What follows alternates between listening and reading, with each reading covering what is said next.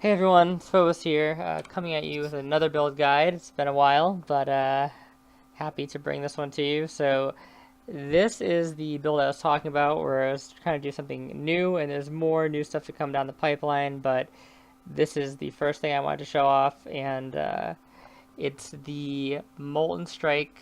I know Molten Strike meta, right? But it's with the Razor of the Seventh Sun. Now, why do we use Razor of the Seventh Sun? Well, obviously for the recover 1% of the maximum life when you've ignited an enemy. Now, I'm just going to say before I get into the build, I have used this on spell builds, and I may release a guide for that as well. It's basically a cast when channeling a Firestorm with Scorching Ray, and it does pretty good, but the clear speed is just really slow. The clear speed on this character is not too fast because your weapons have very slow attacks per second, but it's still a lot faster than the other build. And that build is a bossing build, but I feel like this build is just more effective overall in general. So this is a better proof of concept of using the Razor of the Seven Suns, and you also get to use the melee damage. Uh, you get to take advantage of the burning damage with the scorching ray thing, but the scorching ray itself doesn't do that much damage in the particular setup. It's more to get the firestorms rolling. So just another little point there. So if you're thinking of using these for some other build, that's definitely an option you can go. It's just a bit slower. But to get back to this, yeah, the idea here is basically, since they took Vault Pact away from us, what can we do to get instant leech? Well, there's been a lot of things. There's been the Bloodseeker builds. There's been the Zephyr's Flask builds, and this is another way that you can get pretty close to instant leech. So it's 2% of maximum life when you ignite an enemy, and you're basically running 100% ignite. How do we get 100% ignite? We'll go over the link. So I'm right now using multi-strike, chance to ignite, molten strike, elemental attack, elemental damage with attacks, and ancestral call. Now you don't swap out ancestral call for a single target because you can ground target, and you'll get 2 sets of balls from that. And then for the last link, I believe I'm going to use added fire, but you can also throw a bunch of other things in there. Like you can use damage on full life as well, stuff like that. So that's pretty much. Oh, I'm using the Lionized Vision chest, as you can see, and this gives pierce to the projectile portion of the skill. Obviously, the physical portion doesn't pierce, but you're going to be doing a lot of your damage with the balls, and that allows you to get a decent chunk of damage on those. Plus, it gives you 2k armor and 98 life. Unfortunately, you don't really benefit from the physical attack damage, which is mana, because you're doing pure fire damage.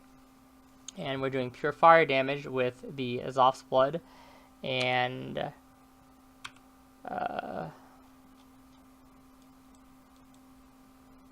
yeah, Zoph's Blood and Molten Strike, yeah. So if you don't have Zoph's Blood, because Zoph's Blood's pretty expensive, I moved this over to standard to basically gear it up better to use stuff like this. But if you don't have that, you can just come over here, grab Avatar Fire, and the only thing you're really losing is the when enemies are covered in ash, which is nice because they take 10% more damage, but not essential. So this amulet saves you some points, and it gives you more damage, but not necessary at all. In terms of where we're getting the ignite from, back to that, so we run a 20% chance to ignite support, and this is going to give us the majority of our ignite damage, so that's really important. And then come down here, we have 5% chance to ignite, 5% chance to ignite. So we're at 59, and then we have 5% chance to ignite from this, so we're at 64. Then we have the, obviously we need to use the 2 wildfire jewels, by the way, for Molten Strike. Getting into the other jewels, where are we here? I think this is one. This is 3% chance to ignite. I'm pretty sure these can go up to 5 now. So this would be like basically 69%, counting that jewel, and you can get other jewel slots if you need it. Then we're getting the 15% from Cheiftan, and then we're getting 15% from Flammability. Now, the thing you have to keep in mind is that if you're going to be doing bosses like that have really high health pools, or not really high health pools, but are considered like the Shaper variants, like Guardian, Shaper, stuff like that, they do get curse reduction, like the effectiveness of curses on them. Now this goes with all bosses, but it's pretty severe. I think it's like 80% on those. So you have to take your chance to ignite down accordingly, and you may want to add in some more ignite jewels. Another option you can go for is Gang's Momentum, but then you give up the Comb's Roots. Now you can always just spec into Unwavering Stance right here, and opt to go with the Gang's Momentum. So it's kind of up to you how you want to play it, but I was just using the Comb's Roots because they give a ton of health, and it's a pretty big health swing going from plus 193 to 0 basically. But if you really need the chance to ignite, you can do that. There's other rings that give chance to ignite as well, so you can do something like that. There's a lot of ways you can get additional ignite chance. You can even get ignite chance like up here and stuff, although I wouldn't recommend it. You could go up through this life and into this area, although I think this is pretty much the optimal build that I have worked out for this type of character. So next thing, I should probably explain the Essence Worm. So the Essence Worm are actually doing something a bit interesting. We're running Anger in the Essence Worm because Anger is going to have a bigger effect on it going into the Essence Worm than the Herald, and it obviously reserves more mana, so we want to put it in the Essence Worm, and it gives a mana penalty for anything else you want to reserve, but we're only doing a Blasphemy and Herald of Ash, so we end up with just enough mana basically left over, and it's not really a big deal at all. Never have any mana issues or anything like that, so pretty much fine there. Then we're running a Totem, obviously, Ancestral Protector, just for more damage, and as well as it procs this right here, so enemies near your totem deal 8% less damage, and you deal 16% increased physical and fire damage. So that's always nice.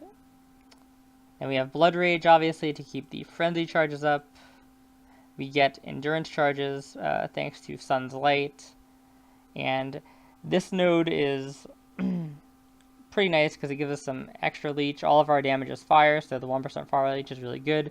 10% fire pen, and then totem is not really leeching that much, but the 20% gained as 20% of fizz gained as extra fire when you've killed recently is always nice. And obviously Flames Advance is what we're doing this for, is basically the ignite chance. Now you can do this as other ascendancies. I was initially thinking Pathfinder, because Pathfinder has 20% chance, or 20% additional ignite, I think, or to all ailments. So Pathfinder is really good, but I just think overall this is a really great ascendancy because it just becomes very tanky.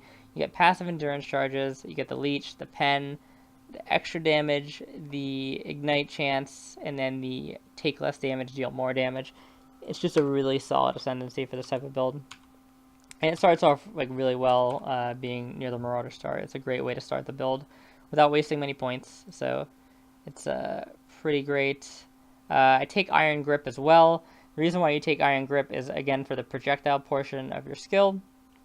And Lava Lash, another great node, because we're not doing Quiz or anything. So the pen is great, and we're doing all fire damage. So works really well. And we take Point Blank as well, again, to help the projectiles. And yeah, this is a really efficient damage cluster. And obviously we want to take Elemental Overload. Those are all the important things. And yeah, that's pretty much the tree.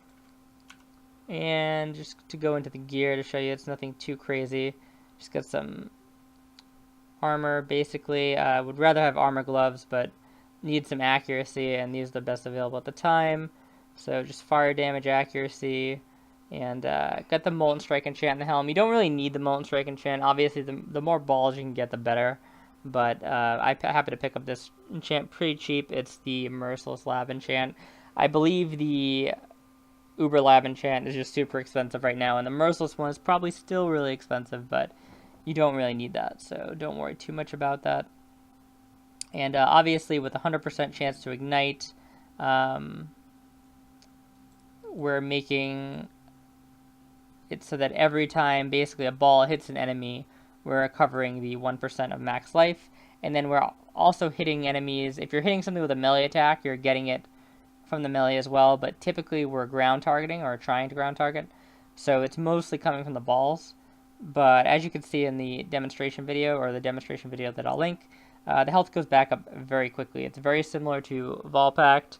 And when you have all your flasks pop, the mitigation is quite high, because you basically have a granite, and you have an armored basalt, you have an onslaught flask, and then you use the wise oak just for pen. You can use a health flask. You can also use a catalyzed eternal or something like that if you prefer. And oops. As you can see, for the armor, right now we're only sitting at like 6k. That's with a helm that's not great on armor, and basically no armor on gloves. And then when we pop our basalt here, we go to around 9k. Not an optimal roll on the basalt, but you're going to have the... sorry, that was just the basalt. I need to go into a map here and come back up. We want the basalt and the granite. Keep thinking I have the... okay. So we'll do the granite and the basalt. We go to 17k. Pretty substantial. That's only with a 74% chance on this. And the flask rolls aren't optimized, so don't really pay too much attention to that. So you can get quite a bit of physical mitigation from your damage flask, actually, in conjunction with the basalt flask and your chest. And if you get some nice gloves in there and a helm, you can get a lot of armor. So definitely a pretty tanky build. Getting a lot of health as well. You can get more health than this as well. When the build is like finished out, it gets closer to 8k, I believe. But I don't have all the points actually, and yeah. So I believe this character doesn't have. It has like 18 points or something like that, so I think there's like 4 more points of health. So you can definitely get some more health and be a little bit tankier, but it's fine to demonstrate just like this. You can also spec out this int node if you get int somewhere else. Make sure you pick up a little bit of this life and mana leech, because you're not going to get it from any of your other gear, because there's no gear that actually gives like leech for elemental attacks. So that's something to keep in mind. You need leech from the tree, and at least mana leech, because you have life leech already. You don't really need life leech because you have the balls, but you need that bit of mana leech. And that's pretty much it. Yeah, just blood rage with increased duration. Got the blasphemy going in here. Got the totem in here.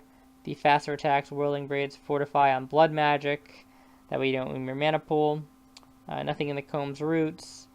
And then, oh, this is another thing. One more thing I want to talk about. So the chance to ignite on the weapons is not only on your attacks, obviously. So what I ended up doing was I did a cast when damage taken, Firestorm level 1, and chance to ignite level 19. So the Firestorm has a very high chance to ignite, and basically when you get hit, it casts Firestorm above your head. I believe it has increased duration also. Yeah, it does. So it's an increased duration Firestorm, just to give you a bit more chances rather to proc the ignites, right? Give you more ignites essentially, and it's definitely pretty helpful.